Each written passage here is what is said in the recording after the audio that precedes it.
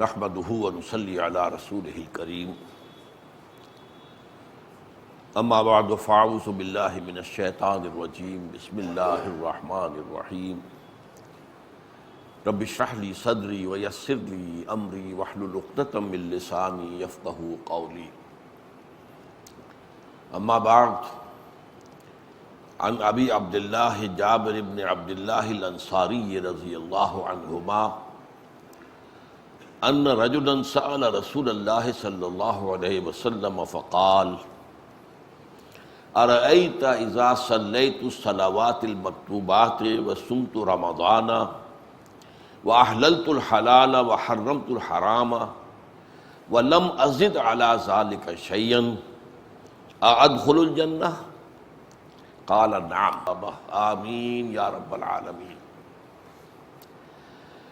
احادیث نبویہ کے بارے میں نے ایک بات اس سے پہلے بھی کہی تھی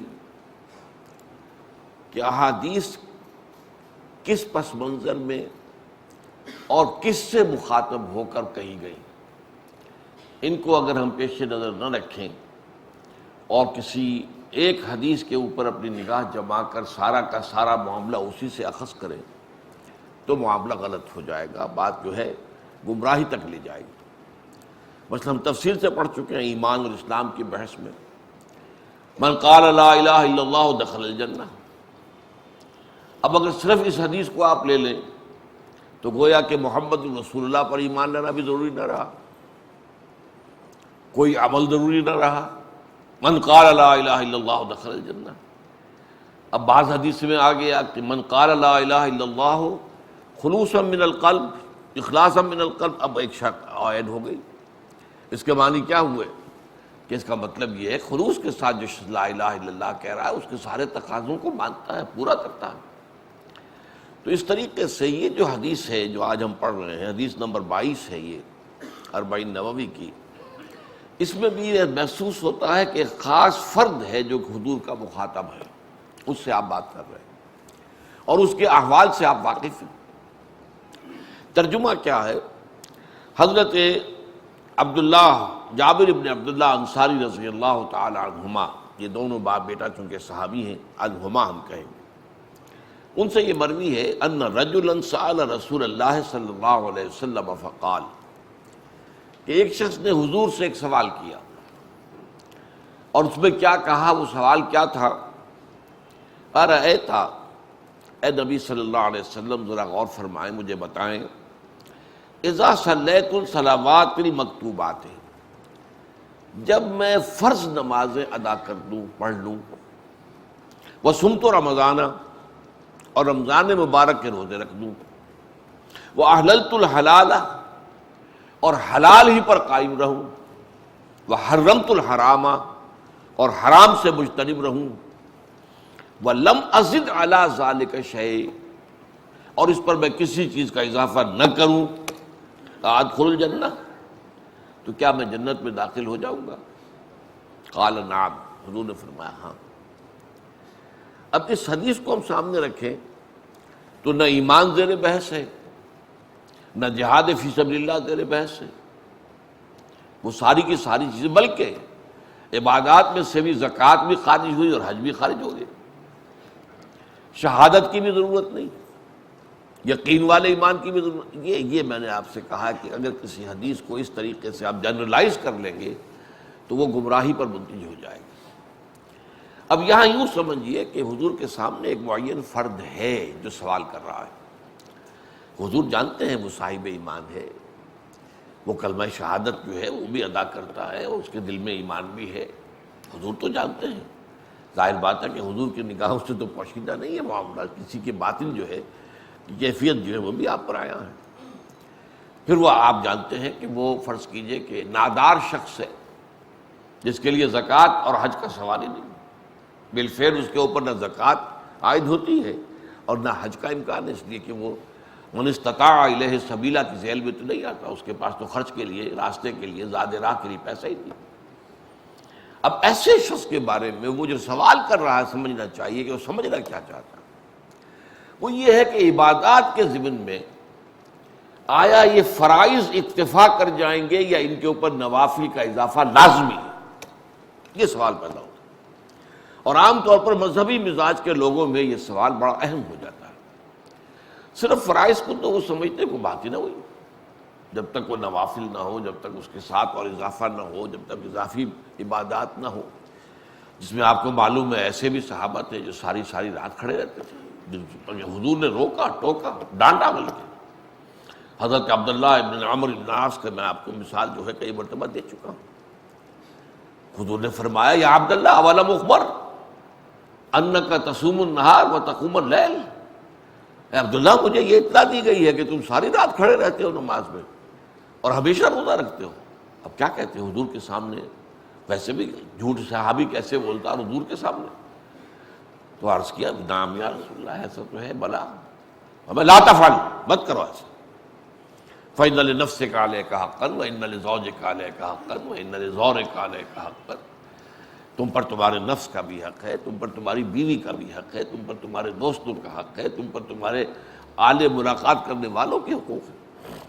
تو اس اعتبار سے جو یہ ایک جذبہ ہوتا ہے، جو ایک اور بات میں آپ کو بتا چکا ہوں، 3 صحابہ نے حضور کی ازواج مطہرات سے دریافت کیا حضور مہینے میں کتنے روزے رکھتے ہیں، یعنی نفلی، اور حضور رات کو کتنی دیر نماز پڑھتے ہیں۔ اب جب ازواج مطہرات نے انہیں صحیح بات بتا دی تو انہیں وہ کم معلوم ہوا کہ یہ ہمارا تو گمان تھا کہ حضور تو کمر جو ہے بستر سے لگاتے ہی نہیں ہوں گے اور کوئی دن چھوڑتے ہی نہیں ہوں گے جس میں روزہ نہ رکھے۔ تقالوہا، انہوں نے قلیل سمجھا اس کو، لیکن پھر اپنے دل کو یہ کہہ کر تھپکی دی کہ ٹھیک ہے حضور تو معصوم ہے، آپ سے نہ کبھی گناہ صادر ہوا نہ ہونے کا امکان، اور اگر امکان ہو بھی تو پہلے ہی اللہ معاف کر چکا، لقد غفر اللہ ذنبک، اللہ تو معاف کر چکا، ما تقدم من ذنبک وما تاخر، ہمارے لیے اتنی عبادت کافی نہیں۔ ایک نے کہا میں تو پوری رات جو ہے نوافل ادا کروں گا، سوؤں گا نہیں، بالکل قبر اپنے بستر سے نہیں لگاؤں گا۔ دوسرے نے کہا کہ میں ہمیشہ روزہ رکھوں گا، کبھی ناغہ نہیں کروں گا۔ تیسرے نے کہا میں کبھی شادی بیاہ کے چکر میں نہیں پڑوں گا، یہ کنبہ اور خاندان، یہ جو 100 طرح کے جھمیلے اس کے ساتھ شروع ہو جاتے ہیں تو اس سے ظاہر بات ہے کہ اللہ کے ساتھ لو لگانا مشکل ہو جاتا ہے، میں نہیں کروں گا۔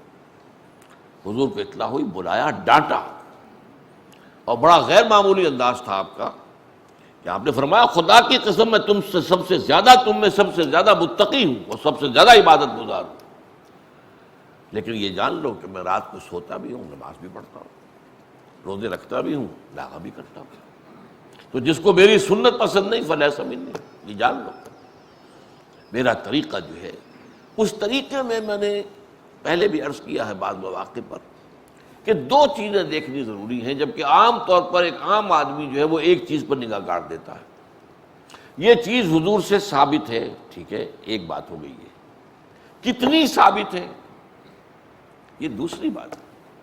جو مجموعی ایک سنت کا ہمارے سامنے نقشہ آتا ہے، جو اسوہ رسول کا مجموعی نقشہ آتا ہے، اس میں ریشیو پروپورشن کیا ہے، کس چیز کی کتنی اہمیت ہے، یہ بھی ثابت ہے، یہ بھی ثابت ہے۔ لیکن جو وہاں تولا ہے اسے آپ نے سیر کر دیا، اور جو سیر ہے اسے تولا کر دیا تو ختم ہو گیا معاملہ، برعکس ہو جائے گا۔ ایک نسخے کے اجزاء ہیں، ٹھیک ہے، یہ 4 اجزاء ہیں، 6 اجزاء ہیں، یہ ماشا بر ہے، یہ تولا بر ہے، یہ چراغ بر ہے، آپ نے الٹا کر دیا، ماشے والے کو تولا کر دیا، چٹاک کر دیا، اب وہ نسخہ شفا نہیں رہے گا، ہو سکتا ہے نسخہ ہلاکت بن جائے۔ تو اس اعتبار سے غور کرنے کی ضرورت ہے۔ سنت رسول بحیثیت مجموعی، آپ کا اسوہ بحیثیت مجموعی، اور اس میں ریشیو پروپورشن کیا ہے، کیا چیز اول تو ثابت ہے، ثابت نہیں ہے تب تو پھر وہ بدعت ہو جائے گی عبادات کے اندر، اور جو ثابت ہے وہ کتنی، اس کو سامنے رکھ کر پھر انسان فیصلہ کرے۔ تو یہ بات کہ جو فرض نماز ہے اصل اہمیت اس کی ہے۔ ہمارے ہاں عام طور پر مذہبی حلقوں میں، اور خاص طور پر جو ذرا متصوفانہ انداز کے رنگ کے لوگ ہوتے ہیں، وہ فرض کو تو بس ایسے ہی ادا کر لیتے ہیں کہ جیسے بس اس کی کوئی اہمیت نہیں ہے، بلکہ بعض لوگ وہ بھی ہیں کہ جو فرض کو ترک کر دیتے ہیں، نوافل پر سارا زور، صرف رات کی نماز پر زور دیا جا رہا ہے، فرض نمازوں، یہ ہم نے دیکھے ہیں ایسے لوگ، بالفعل دیکھے۔ یہ تمام چیزیں جو ہیں در حقیقت اس پھر راہ نبوت سے انسان کو ہٹا دینے والی ہیں۔ فرض کتنا فرض، نفل کتنا نفل. نوافل کے بارے میں جو ہے شریعت سے ثابت ہے، وہ تہجد بھی نافلۃ لک، حضور کے لیے تو لازم تھی، باقی کے لیے لازم نہیں ہے. جو قیام اللیل شروع میں تھا وہ لازم نہیں ہے. ہاں رمضان مبارک میں اس کی تشویق ہے، ترغیب ہے، وہ خاص ایک مہینہ ہے، اس میں دن میں کھانا پینا جو ہے وہ حرام کیا گیا، تو رات کو 2/3 رات یا 1/3، کم سے کم 1/3 رات جاگو اللہ کے قرآن کے ساتھ، اللہ کی کتاب کے ساتھ. تو یہ اصل میں جو توازن ہے یہ جو ہے بہت ضروری ہے. ارأیت اذا صلیت الصلوات المکتوبات، حضور آپ نے دیکھا، غور فرمائیے کہ اگر میں جو فرض نمازیں ہیں وہ ادا کروں. اب مثلا ایک حدیث مجھے اور یاد آئی، فرض نماز کی اہمیت کو بیان کرنے کے لیے حضور نے فرمایا جس شخص نے عشاء کی نماز بھی جماعت کے ساتھ ادا کی اور پھر فجر کی نماز بھی جماعت کے ساتھ ادا کی، اس کے لیے پوری رات کا قیام لکھ دیا جائے گا. فرض کی یہ اہمیت ہے. تو اذا صلیت المکتوبات، صلوات المکتوبات وصمت رمضان، اور میں روزہ بھی رمضان کے روزے رکھ دوں، باقی روزہ رکھنا آپ کی مرضی پر ہے، رکھیں ٹھیک ہے، لیکن وہ لازم نہیں ہے. نجات کے لیے لازم جو بیس لائن ہے وہ جو عبادات فرض، اس کے بعد جتنا آدمی اضافہ کر سکے. حالات کو بھی دیکھیں، بعض حالات ایسے ہوں گے کہ اس میں اصل اہمیت جہاد کی ہو جائے گی، قتال کی ہو جائے گی.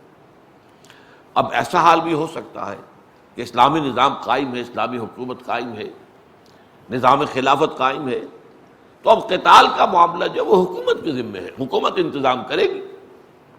اگر کہیں 10,000 آدمی چاہیے، 10,000 آدمی نکل آئے چل جانے کے لیے، تو باقی آرام سے گھر میں سوئیں یا نوافل پڑھیں، ساری رات کھڑے رہیں، ٹھیک ہے. یہ تقرب بالنوافل کا موقع ہوگا. لیکن اگر اللہ کا دین جو ہے وہ مغلوب ہے، پامال ہے، اسے پاؤں تلے روندا جا رہا ہے، شریعت کی دھجیاں بکھیری جا رہی ہیں، اوامر کا استہزاء ہو رہا ہے، اور جو منکرات ہیں ان کی تبلیغ ہو رہی ہے، اس وقت آدمی نوافل میں لگا رہے، وہاں تو فرض ہو جائے گا امر بالمعروف نہی عن المنکر، جہاد، اس کی جو بھی تقاضے ہوں، اس وقت سارے تقاضے اس کو بیان کرنے کا موقع نہیں ہے. اس اصل شے میں ہوگی. اس فرض کو ترک کر کے نوافل میں لگیں گے تو یہ نوافل منہ پر دے مارے جائے. اس کو بہت زیادہ نمایاں کرنے کے لیے میں مثال دیتا ہوں کہ ذرا سوچئے. جب دامن احد میں معرکہ جاری تھا اور صحابہ کی جان پر بنی ہوئی تھی، خود حضور کی جان پر بنی ہوئی تھی، آپ کو معلوم ہے آپ زخمی ہوئے ہیں اور اتنا خون آپ کا بہہ گیا ہے کہ آپ بے ہوش ہو گئے ہیں اور خبر اڑ گئی کہ آپ کا تو انتقال ہو گیا، شہید ہو گئے. اس وقت اگر کوئی شخص مسجد نبی میں بیٹھا ہوا درود کی تسبیح پڑھ رہا ہو یا کوئی اور نوافل ادا کر رہا ہو یا قرآن پڑھ رہا ہو، تو اس کے بارے میں کیا حکم آپ کا ہوگا؟ پکا منافق. حالانکہ کام تو وہ اچھے کر رہا ہے. درود کی کتنی فضیلت آئی ہے، اور نوافل ہے یا قرآن کا پڑھنے کا ایک ایک حرف کا 10 نیکیوں کا ثواب ہے. اور یہ بھی فرمایا الف لام میم کو ایک حرف نہ سمجھنا، الف علیحدہ حرف ہے، لام علیحدہ ہے، میم علیحدہ ہے. 30 نیکی الف لام میم پڑھنے پر ہو گئی. لیکن ہر جگہ پر، ہر وقت پر، ہر مناسب پس منظر. تو یہاں نماز فرض، روزہ فرض، اور یہاں چونکہ زکوٰۃ بھی نہیں ہے اور حج بھی نہیں ہے، اس میں میں نے جیسے کہ واضح کے طور پر بیان کیا کہ وہ شخص ایسا ہوگا کہ جس پر یہ دونوں چیزیں عائد ہوتی ہی نہیں. نہ اس کے پاس کچھ ہے کہ زکوٰۃ ہو، اور نہ اس کے پاس مال ہے اتنا کہ وہ سفر کر سکے. اور پھر یہ کہ وہ جو حلال ہے اس پر قائم رہے، حلال کو حلال سمجھے، خام خواہ حلال کو اپنی شدت تقویٰ کی وجہ سے حرام نہ کر بیٹھے. جسے بعض ہمارے ایک فوت شدہ بزرگ کہا کرتے تھے کہ یہ تقویٰ کا ہیضہ ہو جاتا ہے لوگوں. وہ جو ہے حلال چیزوں کو بھی چھوڑ کر بیٹھ جاتے. حلال کو حلال سمجھے اور استعمال کرے، جیسا کہ سورہ بقرہ میں آیا ہے یا ایھا الرسول کلوا مما طیبات من الطیبات مما رزقناکم، کھاؤ بھائی، کیوں ان سے. قل من حرم زینۃ اللہ التی اخرج للناس لعبادہ والطیبات من الرزق، کہیے ان سے کس نے حرام کر دی ہیں وہ چیزیں جو اچھی ہیں کھانے پینے کی، اور لباس اچھا جو ہے ہم نے جو کچھ نکالا ہے لوگوں کے لیے زمین سے، کس نے حرام کیا. یہ تو اصل میں دنیا میں بھی اصلاً تو اہل ایمان کے لیے ہیں، ویسے ہی ہے کہ دنیا میں کفار کو بھی ہم دیتے ہیں جتنا چاہتے ہیں. کُلًّا نُمِدُّ هَٰؤُلَاءِ وَهَٰؤُلَاءِ مِنْ عَطَاءِ رَبِّكَ خالصۃ یوم القیامہ، قیامت کے دن تو یہی خالص ہو جائیں گی اہل ایمان کے لیے، پھر کفار کے لیے تو ان میں حصہ رہے گا ہی نہیں. لہٰذا تقویٰ کا معاملہ بھی، جو حلال شے ہے اسے حلال سمجھو اور استعمال کرو، اور جو حرام شے ہے اسے حرام سمجھو اور اسے اجتناب کرو.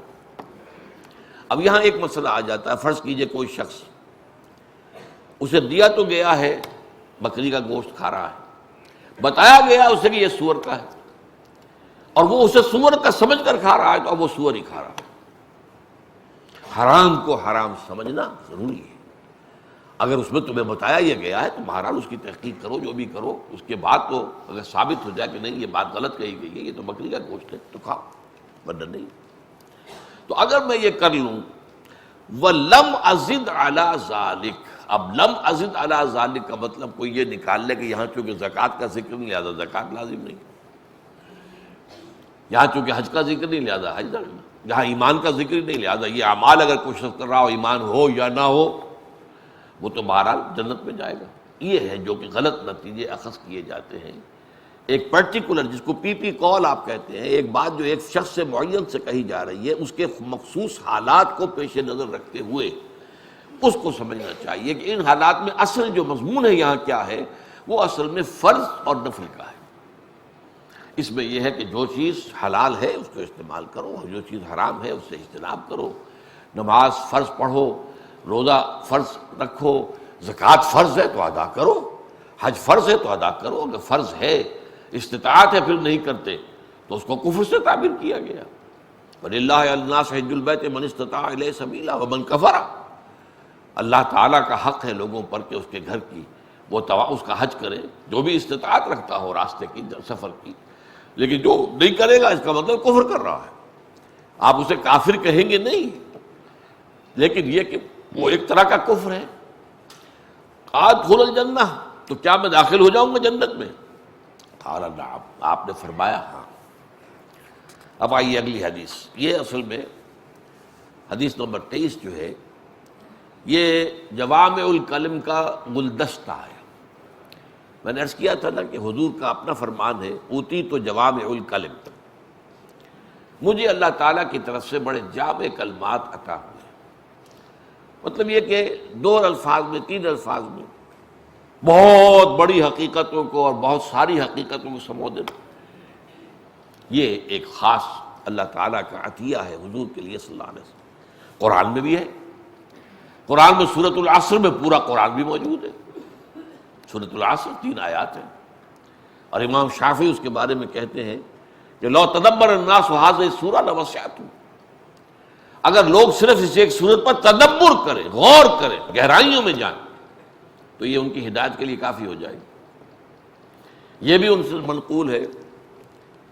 پارہ عم جو ہے آخری، اس کی جو تفسیر لکھی ہے مفتی محمد عبدہ نے، اس میں کیا الفاظ آئے ہیں امام شافعی کے، لو لم ينزل من القرآن سواها لکفت الناس، قرآن میں سوائے اس ایک سورت کے اور کچھ نازل نہ ہوتا تب بھی لوگوں کی ہدایت کے لیے کافی تھا. وہی قرآن، وہی سورہ جو ہے سورۃ العصر، وہ پھیلتی ہے، کھلتی ہے، اور اس کے مضامین، اس کی شاخیں بنتی. الا الذین آمنوا، ایمان کے مباحث آ رہے ہیں. اب اعمال صالحہ کی تفصیل آ رہی ہے. اب تواصی بالحق کے مدارج اور اقسام بیان ہو رہی ہیں. اب صبر کے آ رہے ہیں. والعصر، زمانہ، تاریخی حالات آ رہے ہیں. انباء الرسل آ رہے ہیں. قصص النبیین آ رہے ہیں. یہ سب کیا ہے؟ یہ گویا کہ ایک انڈیکس ہو گیا پورے قرآن کے مضامین کا سورۃ العصر. تو اسی طریقے سے جوامع الکلم، اب جوامع الکلم جو ہے جیسے ہم پڑھ چکے ہیں الدین والنصیحہ، یہ آپ پڑھ چکے ہیں، 2 لفظ ہیں، لیکن یہ کہ ہدایت کا ایک سمندر جو ہے بند کر دیا گیا اس کوزے کے اندر. اسی طرح یہ حدیث ہے، اور یہ ہے گلدستہ. الطہور شطر الایمان، پاکی ایمان کا نصف ہے. کیوں ہے؟ دیکھیے، میں نے یہ بات بارہا بیان کی ہے کہ یہ جو عالم ہے، اس کے اندر نیکی کے داعی اور نیکی کے جو ہیں بلانے والے، اور خود اپنی ذات میں نیکی کے نمونے بھی موجود ہیں. فرشتے ہیں کہ نہیں؟ اور جیسے کہ شاہ ولی اللہ کا قول ہے رضی اللہ رحمۃ اللہ علیہ کہ اولیاء اللہ کی ارواح کو بھی اللہ تعالیٰ ان کے انتقال کے بعد فرشتوں کی جو طبقہ اسفل ہے، سب سے نچلا طبقہ، اس میں شامل کر دیتے ہیں، ارواح ہو سکتی ہے، لیکن ان کے ساتھ قرب حاصل کرنا جو ہے روحانی طور پر، اس کے لیے پاکی شرط ہے، وہ ناپاکی کے قریب نہیں آتے۔ جیسے فرمایا گیا جس گھر میں تصویر ہو اس میں کوئی فرشتہ داخل نہیں ہوتا، یا کتا ہو فرشتہ داخل نہیں ہوتا۔ یہ کیوں ہے؟ جن چیزوں سے اس نیکی کو اور اس لطافت کو جو ہے وہ مناسبت نہیں ہے، اگر آپ اس کا معاملہ کر رہے ہیں تو گویا کہ پھر وہ ان چیزوں سے، ان کے قرب سے، ان کے لمس سے، ان کے فیض سے آپ محروم رہیں۔ لیکن اگر پاک رہے تو یہ پاکی ہر حال میں، جیسے کہ حضور کا معمول کیا تھا، رات کو سونے سے پہلے بھی وضو کرتے تھے صلی اللہ علیہ وسلم۔ یہ معاملہ جو ہے تاکہ یہ کہ انسان پاکی کی حالت میں رہے سوتے ہوئے۔ اور فرشتے جو ہیں وہ آپ کو معلوم ہے کہ جو اچھے خواب ہوتے ہیں وہ فرشتوں کی طرف سے ہوتے ہیں، وہ فرشتوں کا القاء ہوتا ہے۔ جو برے خواب ہیں وہ شیطان کی اپنے نفس کی طرف سے ہوتے ہیں۔ تو اس اعتبار سے جو اصل جو ہے تو اس کے لیے قرب کے لیے پاکی جو ہے وہ ضروری۔ الطہور شطر الایمان والحمدللہ تملأ المیزان۔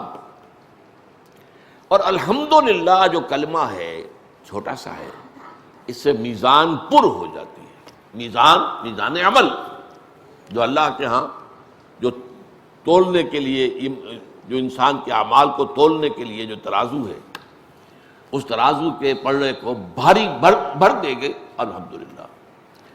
ایک حدیث میں آتا ہے التسبیح نصف المیزان والحمدللہ تملأہ۔ سبحان اللہ کہنا نصف میزان ہے، اور الحمدللہ سے وہ بھر جاتا ہے پلڑا۔ اس لیے کہ اللہ تعالیٰ کی معرفت کے یہ دو پہلو، تنزیہ اللہ کی پاکی قدوسیت، اللہ کے علم میں، اس کے قدرت میں، اس کے صفات کمال، کہیں کوئی کمی نہیں، کوئی نقص کا کیا سوال ہے، کوئی عیب کا کیا سوال ہے، اس کے کمالات میں کہیں کوئی کمی نہیں۔ یہ ہے سبحان اللہ۔ یہ سبحان اللہ کی تاثیر کو اگر ہم واقعتاً یہ قلب کی گہرائیوں سے نکل رہا ہو تو اس کی تاثیر اس کو بیان کیا گیا، التسبیح نصف والحمدللہ تملأہ۔ اب دوسرا پہلو ہے اللہ کی نعمتوں پر اس کا شکر۔ یہ میرا اللہ کا رابطہ جو ہے، اللہ نے جو جو نعمتیں ہمیں دی ہیں، فَأَمَّا بِنِعْمَةِ رَبِّكَ فَحَدِّثْ، ان کا ذکر بھی کرنا، اس پر اللہ کا شکر ادا کرنا۔ اور سب سے بڑی نعمت قرآن ہے۔ الحمدللہ الذی انزل علی عبدہ الکتاب ولم یجعل فیہ عوجا ولم یجعل لہ عوجا۔ ساری حمد، ساری تعریف اس اللہ کے لیے ہے جس نے اپنے بندے پر صلی اللہ علیہ وسلم کتاب اتاری، اس میں کوئی کجی نہیں رکھی۔ تبارک الذی نزل الفرقان علی عبدہ لیکون للعالمین نذیرا۔ اور بابرکت ہے بڑی وہ ذات جس نے اپنے بندے پر الفرقان اتارا تاکہ تمام جہان والوں کو خبردار کرنے والا بن جائے۔ تو قرآن کی نعمت، اس پر اللہ کا شکر ادا کرنا۔ وسبحان اللہ والحمدللہ تملأ ما بین السماوات والارض۔ اور سبحان اللہ اور الحمدللہ جب جمع ہو جائیں گے تو وہ تو بھر دیں گے جو کچھ کے زمین اور آسمان کے درمیان۔ اب یہ اس کی عظمت کے بیان کا ایک اسلوب ہے۔ اب اس کو ہم کو مادی اعتبار سے نہیں سمجھ سکتے کہ اس سے مراد کیا ہے۔ مطلب یہ دو کلمات جو ہیں سبحان اللہ والحمدللہ، اور جو صحیح بخاری کی آخری حدیث ہے کلمتان حبیبتان الی الرحمن ثقیلتان فی المیزان خفیفتان علی اللسان سبحان اللہ وبحمدہ سبحان اللہ العظیم۔ دو کلمات ہیں جو رحمان کو بہت پسند ہے، بہت پسند، حبیبتان الی الرحمن، اور وہ ثقیلتان فی المیزان، میزان میں بہت بھاری ہے، اس میں وزن ڈالتے ہیں۔ خفیفتان علی اللسان، زبان پر بہت ہلکی ہے۔ سبحان اللہ وبحمدہ سبحان اللہ العظیم۔ والصلاۃ نور، اور نماز نور ہے۔ نماز انسان کے اندر وہ صلاحیت پیدا، اگر وہ حقیقت میں ہو، ایک نماز جس کے بارے میں قرآن کہتا ہے ان الصلاۃ تنہی عن الفحشاء والمنکر، نماز اگر حقیقی نماز ہے یقیناً وہ فحش کاموں سے اور منکر سے روک دے گی۔ ہاں اگر صرف ایک فزیکل ایکسرسائز ہو رہی ہے، اس کا کوئی حق ادا نہیں کیا گیا، خشوع و خضوع کی کیفیت حاصل ہی نہیں، حضور قلب کا معاملہ ہوا ہی نہیں، مناجات کی کیفیت پیدا ہوئی نہیں اللہ کے ساتھ، وہ پھر ٹھیک ہے فرض ادا ہو گیا، باقی اس کے اندر وہ تاثیر نہیں ہو سکتی۔ ان الصلاۃ تنہی عن الفحشاء والمنکر۔ اس طرح یہ جو نماز ہے باطنی طور پر انسان کے اندر وہ ایک نور پیدا کرتی ہے، باطنی بصیرت، جس سے اسے نظر آنے لگتا ہے کہ یہ حق ہے یہ اور باطل ہے، یہ صحیح ہے یہ غلط ہے۔ یہ اصل میں وہ بصیرت ہے انسان کو اللہ تعالیٰ جو عطا کرتا ہے، نماز اس کی حاصل کرنے کا سب سے بڑا ذریعہ ہے۔ الصلاۃ نور والصدقۃ برہان، اور صدقہ دلیل ہے۔ کس بات کی دلیل ہے؟ کہ واقعی یہ شخص صادق الایمان ہے، اولئک ھم الصادقون۔ اس میں آپ نے دیکھا کہ کس قدر شد و مد کے ساتھ جو ہے وہ آتا ہے انفاق فی سبیل اللہ، اولئک الذین صدقوا واولئک ھم المتقون، وآتى المال على حبه ذوي القربى والیتامى والمساکین وابن السبیل والسائلین وفی الرقاب۔ تو در حقیقت صدقہ جب انسان اپنا مال نکال کر دیتا ہے، اس کا مطلب یہ ہے کہ اس کے دل میں ایمان ہے، تبھی تو دے رہا ہے، ورنہ کاہے کو دیتا ہے کوئی شخص؟ ظاہر بات ہے ہر شخص اپنے مال سے نفع چاہتا ہے۔ اب ایک نفع ہے وہ کہ جو آپ کو مادی نفع اس دنیا میں حاصل ہوتا ہے، اور ایک نفع وہ ہے جو آخرت میں حاصل ہوگا، وہ ہے سب سے بڑا نفع۔ تو جو شخص اس لیے کسی مادی منفعت کے حصول کے لیے نہیں، صرف اللہ کی رضا جوئی کے لیے مال دیتا ہے، صدقہ کرتا ہے، یہ گویا کہ اس کے ایمان کا ثبوت ہے۔ وَالصَّبْرُ ضِيَاءٌ، اور صبر یہ بھی ایک روشنی ہے۔ صبر ہوگا تو جیسے روشنی میں آپ کو راستہ نظر آتا ہے، راستہ آپ کے لیے کھلتا چلا جائے گا۔ یہ اولئک واللہ مع الصابرین، اللہ تعالیٰ جو ہے صبر کرنے والوں کے ساتھ ہے۔ تو صبر جو ہے، اور صبر کے اوپر ہماری گفتگو ایک بارہا ہوئی ہے، ایک صبر ہے صبر عن المعصیہ، معصیت سے اپنے آپ کو روکنا، یہ بھی صبر ہے، روکنا اپنے آپ کو، یہ صبر ہے۔ صبر علی الطاعہ، اطاعت پر جمے رہنا۔ ہو سکتا ہے کسی وقت انتہائی سرد موسم ہے اور گرم پانی کا کوئی آپ کے پاس اہتمام نہیں ہے، اور فرض کیجئے کہ غسل کی حاجت ہو گئی، تو ٹھنڈے پانی سے غسل کرنا، اس کو برداشت کرنا، یہ صبر الطاعہ ہے، اطاعت پر۔ اسی طرح سے جہاد اور قتال کے اندر پھر صبر علی الابتلاء، اللہ کی طرف سے جو آزمائش آ جائے، جو مصیبت آ جائے، اس پر صبر، اس کو جھیلنا، اس کو برداشت کرنا۔ اللہ کی راہ میں جہاد کرتے ہوئے جو کچھ بیتے، وَالصَّابِرِينَ فِي الْبَأْسَاءِ وَالضَّرَّاءِ وَحِينَ الْبَأْسِ، یہ بھی صبر۔ وَالصَّبْرُ ضِيَاءٌ۔ اب آ رہا اہم ترین حصہ جو ہے اس کا، وَالْقُرْآنُ حُجَّةٌ لَكَ أَوْ عَلَيْكَ، اور قرآن تمہارے حق میں دلیل ہے یا تمہارے خلاف دلیل بنے گا۔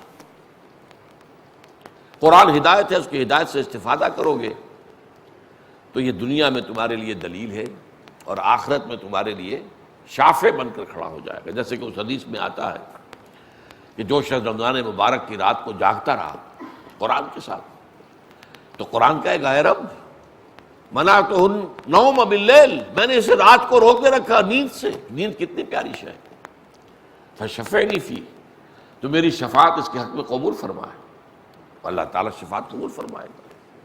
تو دنیا میں بھی حجت کہ آپ کو ہدایت دیتا ہے، اور قیامت میں بھی آپ کا شافع بن کر کھڑا ہوگا۔ اور اگر قرآن کو آپ نے رد کر دیا، قرآن کے احکام کو آپ نے توڑ دیا، قرآن کی ہدایت جو ہے اس کو قبول کرنے سے اعراض کیا، تو حجت علیک، اب یہ تمہارے خلاف گواہ بن کر کھڑا ہوگا۔ اے اللہ یہ کہتا تو تھا کہ قرآن مجھ پر اس کا ایمان ہے، ایمان نہیں تھا، یہ مجھے پڑھتا ہی نہیں تھا، اس نے کبھی مجھے سمجھا ہی نہیں، سمجھا تو عمل نہیں کیا۔ ما آمن بالقرآن من استحل محارمہ، حدیث نبوی ہے۔ کوئی شخص جو اللہ قرآن کی حرام کردہ شے کو حلال کر لے، اس کا کوئی ایمان نہیں ہے قرآن پر۔ ظاہر بات ہے کہ پھر وہ دعویٰ کر بھی رہا ہو تو اس کے وہ دعویٰ جو ہے بغیر دلیل کے ہے۔ لہذا یہ تمہارے خلاف گواہ بن جائے گا۔ القرآن حجت لک او علیک، یہ قرآن یا تمہارے حق میں دلیل ہے، دنیا میں راستہ دکھاتا ہے، فرق کر دیتا ہے حق و باطل میں، صحیح و غلط کے مابین، شر اور خیر کے مابین، فرقان ہے، اور آخرت میں یہ تمہارا شفیع بنے گا، گواہی دے گا تمہارے حق میں اور سفارش کرے گا تمہاری۔ او علیکا، یا اگر بے اعتنائی برتی ہے، توجہ ہی نہیں کی ہے، پڑھائی نہیں ہے، سمجھا ہی نہیں ہے، انگریزی میں ایم اے پی ایچ ڈی کر لیا ہے، عربی کا ایک لفظ نہیں سیکھا، سائنس کے اندر جو ہے وہ پی ایچ ڈی ایک نہیں دو تین ڈاکٹریٹس لے کر آ گئے ہیں، پروفیسر بن گئے یونیورسٹی میں، قرآن کو پڑھا نہیں، تو ظاہر بات ہے کہ اب یہ قرآن اس کے خلاف حجت بن جائے گا۔ وَاجْعَلْهُ لَنَا حُجَّةً یا رب العالمین، وہ ختم قرآن کی دعا کا آخری ٹکڑا یہی ہے، پروردگار اللہم ارحمنا بالقرآن العظیم وَاجْعَلْهُ لَنَا إِمَامًا وَنُورًا وَهُدًى وَرَحْمَةً اللہم ذکرنا منہ ما نسینا وعلمنا منہ ما جہلنا وارزقنا تلاوتہ آناء اللیل وآناء النہار وَاجْعَلْهُ لَنَا حُجَّةً یا رب العالمین، اے اللہ اس قرآن کو ہمارے حق میں حجت بنا دے، اسے ہمارا امام بنا دے، اس کو ہمارا جو ہے رہنما بنا دے، اسے ہمارے حق میں رحمت بنا دے اور ہمارے حق میں اسے حجت بنا دے۔ تو یہ ہے کہ اگر یہ نہیں کرتے تو پھر یہی قرآن تمہارے خلاف گواہی دے گا۔ کل الناس یغدو، یہ بھی آخری ٹکڑا ہے اس حدیث کا، رواہ مسلم، اس کی روایت جو ہے امام مسلم نے کی ہے رحمہ اللہ۔ کل الناس یغدو، بہت بڑا حکیمانہ یہ ٹکڑا ہے، بہت بڑا حکیمانہ، سب لوگ صبح کرتے ہیں، فبائع نفسہ، اور پھر وہ دن بھر اپنی جان کو بیچتے ہیں۔ جان کو بیچنا کیا ہے؟ ایک مزدور ہے، وہ مزدوری کر رہا ہے، اپنی توانائی کو، اپنی قوت کو، اپنی مسکولر اسٹرینتھ کو استعمال کر رہا ہے، بیچ رہا ہے اپنے آپ کو۔ ایک ڈاکٹر ہے، وہ اپنا علم بیچ رہا ہے، بیٹھا ہے، آپ کو دیکھتا ہے، نسخہ لکھ کے دیتا، 500 700 1000 روپے لے لیتا ہے، بیچ رہا ہے نا اپنے آپ۔ وکیل اپنے دماغ کو بیچتا ہے، جا کے آرگو کرتا ہے، دلائل دیتا ہے۔ تو ہر شخص جو ہے اپنے آپ کو بیچ رہا ہے، کوئی بھی شخص جو ہے اس سے مستثنیٰ نہیں ہے۔ کل الناس یغدو فبائع نفسہ، ہر شخص جو ہے وہ صبح کرتا ہے تو اس کے بعد وہ دن بھر اپنے آپ کو بیچتا ہے، اپنی توانائیاں، اپنی قوتیں، اپنی صلاحیتیں، اپنے اندر جو بھی اللہ تعالیٰ نے رکھی ہوئی ہے، جو مضمرات اور جو بھی اس کے اندر جو ہے پوٹینشیلٹیز ہیں، ان سب کو مروع کار لاتا ہے، لیکن نتیجہ کیا نکلتا ہے؟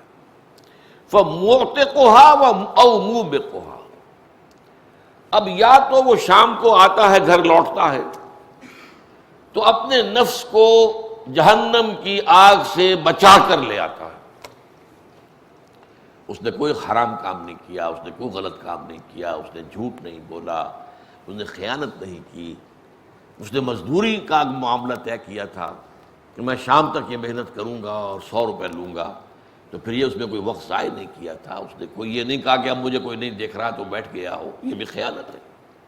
آپ کو اس وقت میں محنت کرنی چاہیے، آپ سرکاری ملازم ہیں، آپ کو تنخواہیں ملتی ہیں، ریمونریشنز ہیں، آپ کی سہولتیں ہیں، آپ کی مراعات ہے، اور آپ وہاں جا کر خوش گپیاں کریں اور چائے پئیں اور دوستوں کو انٹرٹین کریں اور کام نہ کریں۔ سائلین پریشان ہو رہے ہیں، ان کے کام نہیں ہو رہے، فائلوں کا انبار جو ہے میز پر لگ رہے ہیں، وہ نہیں نکل رہا، یہ خیانت ہے۔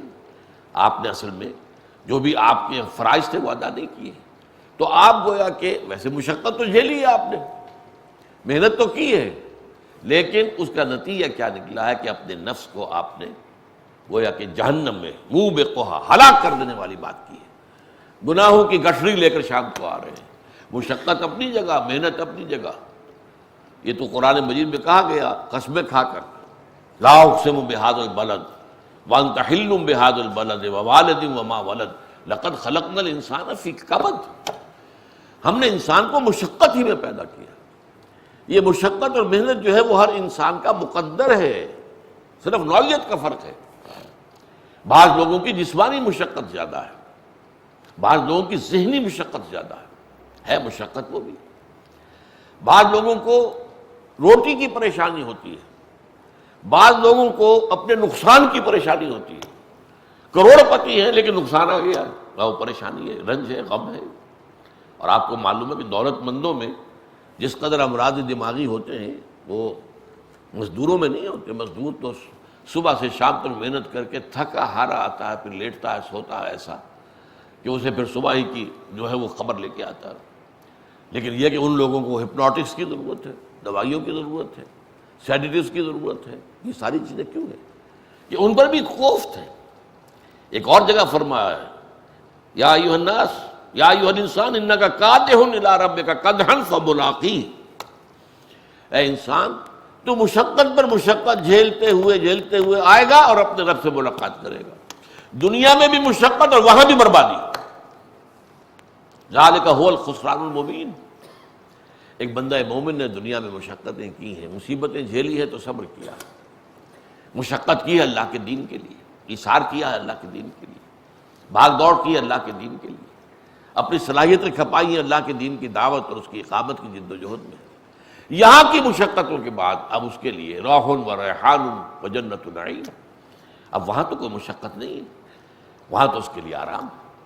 تو یہ بات در حقیقت ہر شخص کا مقدر ہے کہ وہ محنت کرتا ہے، مشقت کرتا ہے، تکلیفیں جھیلتا۔ بلکہ آپ یہ سمجھیے کہ حیوانات سے معاملہ ایک اعتبار سے انسان کا زیادہ خراب ہے۔ حیوانات میں وہ احساسات نہیں ہوتے کہ جو انسان میں ہوتے۔ اب آپ کا بیٹا کھڑے ہو کر آپ کے سامنے سینہ تان کر کوئی بات کہے، چھوڑیے جی ابا جان آپ کے کیا باتیں کرتے ہیں، دقیانوسی باتیں کرتے ہیں، میں نہیں مانتا آپ کی بات۔ جو رنج آپ کو ہوگا کسی بیل کو یا کسی گائے کو یہ رنج کبھی ہوتا؟ کبھی بھی نہیں۔ اسی طریقے سے آپ کو معلوم ہے کہ سب سے زیادہ لاچار انسانی بچہ ہوتا ہے۔ بکری کا بچہ ابھی پیدا ہوا ہے اور ابھی کھڑا ہوتا ہے، ذرا سی دیر اس کی ٹانگیں لڑکھڑاتی ہیں کچھ دو چار دفعہ اور اس کے بعد کھڑا ہو گیا، چل رہا۔ اور آپ کا بچہ، اس کو کس قدر کیئر کی ضرورت ہے، کس قدر محنت کی ضرورت ہے، کس قدر مشقت کی ضرورت ہے، کس قدر اس کے لیے راتوں کو اپنی نیندیں حرام کرنی پڑتی ہیں، کس طرح اس کے لیے اپنا پیٹ کاٹ کے اس کے لیے سارا بندوبست کرنا پڑتا۔ تو اس اعتبار سے انسان جو ہے ایک تو ہے لدو اونٹ کی طرح، خاص طور پر جب کسی معاشرے میں تقسیم دولت کا نظام غلط ہو جائے تو ظاہر بات ہے کہ اس میں کیا ہوگا، ایک طرف دولت کے انبار ہو جائیں گے، دوسری طرف بھوک اور احتیاج اور فاقہ ہو جائے گا۔ اسی لیے شاہ ولی اللہ دہلوی نے کہا ہے کہ یہ غلط تقسیم دولت کا نظام دو دھاری تلوار ہے، ادھر بھی کاٹتی ہے ادھر بھی کاٹتی ہے۔ ادھر دولت جمع ہو گئی ہے تو عیاشیاں ہوں گی، بدماشیاں ہوں گی، اللے ہوں گے تللے ہوں گے، وہ بھی گویا کہ اپنی جان کو ہلاک کر رہا ہے انسان۔ ان المبذرین کانوا اخوان الشیاطین، یہ مبذر شیطانوں کے بھائی ہیں۔ یہ مبذر کیوں بن گئے کہ دولت جمع ہو گئی ہے ان کے پاس، وہ دولت اپنا ظہور چاہتی ہے، اور دنیا پر روب گاٹنا چاہتے ہیں کہ یہ ہماری دولت دیکھو، اس کے مظاہر دیکھو۔ اور دوسری طرف جو ہے فقر ہے، فاقہ ہے۔ اب وہاں کیا ہو رہا ہے، کاد الفقر ان یکون کفرا، یہ تو حدیث ہے حضور کی کہ فقر جو ہے وہ انسان کو کفر کے قریب لے جاتا ہے۔ انسان جو ہے وہ کفر کے قریب آ گیا، یا تو وہ ناشکرا ہو جائے گا، اللہ کی شکایت کرے گا، یا وہ حرام میں منہ مارے گا، یا کچھ اور، یا خودکشی کرے گا، حرام موت مرے گا۔ قاد الفقر و یقین کفرا، تو یہ دو دھاری تلوار ہو جاتی ہے۔ لیکن ایک وہ شخص ہے جو محنت کر رہا ہے، مشقت کر رہا ہے، اس میں جھیل رہا ہے، اپنے بچوں کے لیے اسے کرنا ہے، 2 وقت کی روٹی کا اہتمام کرنا ہے، وہ حلال سے کر۔ القاسب و حبیب اللہ، حبیب اللہ، یہ قاسم جو ہے جو عقل حلال کے لیے محنت اور مشقت کر رہا ہے، اللہ کا حبیب ہے، اللہ کا دوست ہے۔ اور حبیب فعیل کے وزن پر یہ فاعل اور مفعول دونوں کے معنی دیتا ہے، اللہ کا محبت کرنے والا اور اللہ کا محبوب۔ حبیب کے معنی محبوب کے بھی، اس لیے کہ یہ جو بندہ ہے یہ دونوں طرف جاتا ہے، فعیل، فاعل، مفعول، تو اللہ کا محبوب۔ اس طرح فرمایا گیا کہ التاجر الصدوق، ایک تاجر جو صدوق اور امین ہے، صدوق الامین، مع النبیین والصدیقین والشہداء، یہ قیامت کے دن جو ہے انبیاء اور صدیقین اور شہداء کے ساتھ اٹھایا جائے گا۔ سچا ہو اور امین و امانت دار ہو۔ تجارت کر رہا ہے۔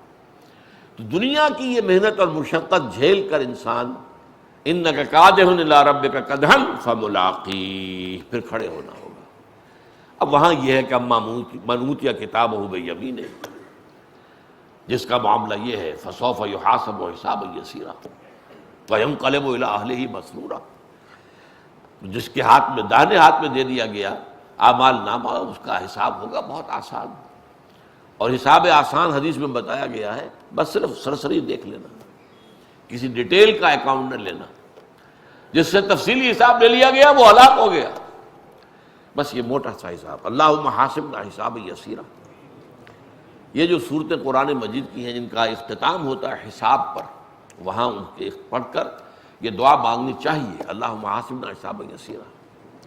اذا زلزلت الارض زلزالها واخرجت الارض اثقالها وقال الانسان ما لها يومئذ تحدث اخبارها بان ربك اوحى لها يومئذ يصدر الناس اشتاتا ليروا اعمالهم فمن يعمل مثقال ذرة خيرا يره ومن يعمل مثقال ذرة شرا يره اللهم حاسبنا حسابا يسيرا اللهم حاسبنا حسابا يسيرا اللهم حاسبنا حسابا يسيرا۔ الہاکم التکاثر حتی زرتم المقابر کلا سوف تعلمون ثم کلا سوف تعلمون کلا لو تعلمون علم الیقین لترون الجحیم ثم لترونها عین الیقین ثم لتسألن یومئذ عن النعیم، لتسألن، پوچھا جائے گا، تم سے حساب لیا جائے گا نعمتوں کا۔ اللہم حاسبنا حسابا یسیرا اللہم حاسبنا حسابا یسیرا۔ اور ایک حدیث میں تو جو حساب کا معاملہ آیا ہے بہت ہی عجیب ہے۔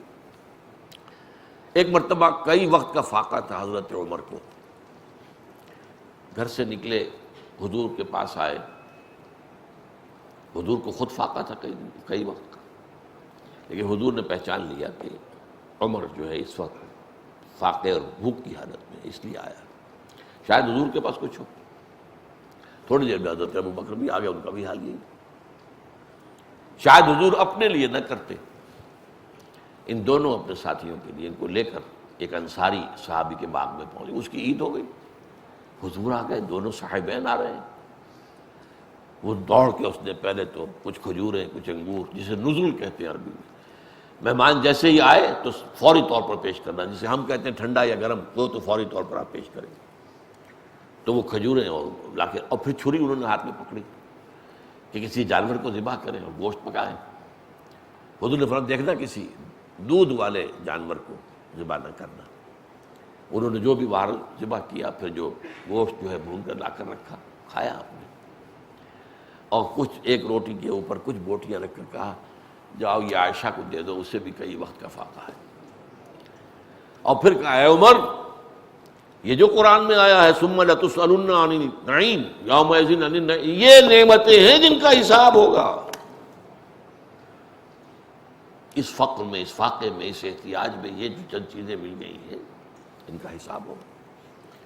تو اللہ تعالیٰ جو ہے ہمارے لیے اللہم حاسبنا حسابا یسیرا، یوم حشر کے حساب کو ہمارے لیے آسان کر دے، اور ہمیں دنیا میں حق کے لیے، خیر کے لیے، اللہ کے دین کے لیے مشقت کرنے کی توفیق عطا فرمائے۔